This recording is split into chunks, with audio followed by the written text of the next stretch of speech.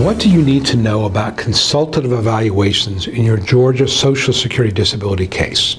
I'm Jonathan Ginsberg, and I'm a Social Security disability attorney here in Georgia. And I represent clients in all the hearing offices throughout the state.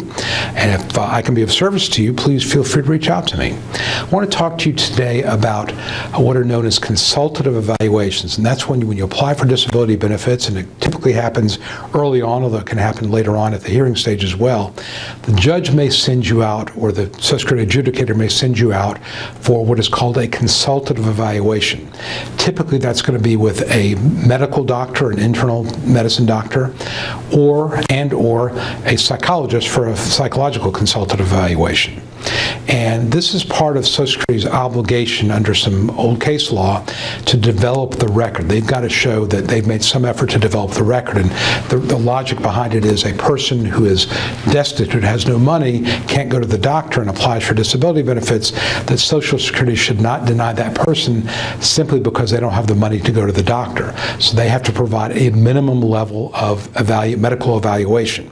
And that is the minimum standard, and it's pretty minimal. I would tell you this, don't rely on a consultative evaluation to win your case. It's very rare that's going to happen. But again, it satisfies the court requirement that Social Security do something to develop the record. So let's talk about what these disability consultatives, or CEs, what they are. Social Security has panels of doctors, and these are both internal medicine doctors as well as psychologists. And these are folks that do this for a flat fee, maybe a couple $100 or $300 for an evaluation. There's no patient-doctor relationship. This is purely for evaluation purposes. And like I said, you have both the physical and the mental health. Now, by the way, they do occasionally have people go out to specialists. It's pretty rare. So most of the time you're going to be dealing with just a general internist or a general psychologist. Occasionally you'll be sent out to a neuropsychologist if the medical suggests that, or to a cardiologist if the medical suggests that. For the most part, it's going to be just the internist and psychologist. For the psych evaluations, my experience has been they're usually pretty decent, because the people on the panel are private doctors, private psychologists who see patients, and the disability work they do is sort of a very small part of what they do, and they're going to give an accurate reading as to what's going on. And even though it's unlikely that the panel psychologist is going to say that there's no work you can do at all, many times they will say you're limited to simple entry-level 1- or 2-step type of work, or you're limited to jobs where there's very little or no interaction with coworkers or supervisors. So they may eliminate categories of jobs, which can be helpful. And if you've got other mental health treatment that confirms this, then the judge is likely to accept that as part of the functional capacity evaluation that the judge does when making a decision in your case. So I don't have much of a problem with the consultative psych evaluations.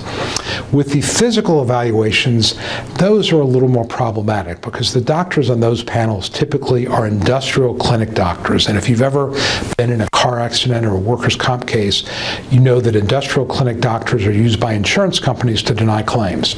And these are doctors, for the most part, to get all their business from insurance companies, and their bias and their goal is to minimize what's going on. So even though Social Security is not an insurance company, the doctor's mindset many times is to really minimize what's going on. And so it's rare that I see a physical consultative that helps anybody. In fact, a lot of times the doctors in these panels don't seem to understand what Social Security is looking for. They will just describe what the patient says, the claimant says, and draw no conclusions at all. I've seen, and it's probably 30% of the physical consultatives are totally useless. They say nothing. So I think judges know this, and I think that, if you have a consultative physical examination, it doesn't say much or doesn't show many impairments, and you've got treating doctor sources that do show impairments, the judge is probably going to give that physical CE very, very little weight. But I think it's important to point it out if the doctor really didn't draw much in terms of weight conclusions. I'll mention that in a pre-hearing brief. I also will have my clients tell me, did the doctor spend any time with you? I can't tell you how many times people go to these appointments, the doctor spends 5 minutes with them, and then that writes a report, presumably explaining what's going on with them. And so if the doctor spends no time with you and doesn't do any testing to see how much you can lift or your reactions and nerve reflexes, things like that, that's something I would point out as well and ask the judge to give that very, very little weight. Now, one of the other things I want you to be aware of with these psych evaluations or physical evaluations, consultative evaluations, more accurately, is many times the doctor will observe you walking in and out of the office and also in your behavior in the waiting area. And what they're looking for is people who, let's say in the physical context, are saying, I have a terrible back pain and terrible knees, but they just walk into the office like nothing's a problem, and then they walk into the doctor's office, they're using a cane and they're limping.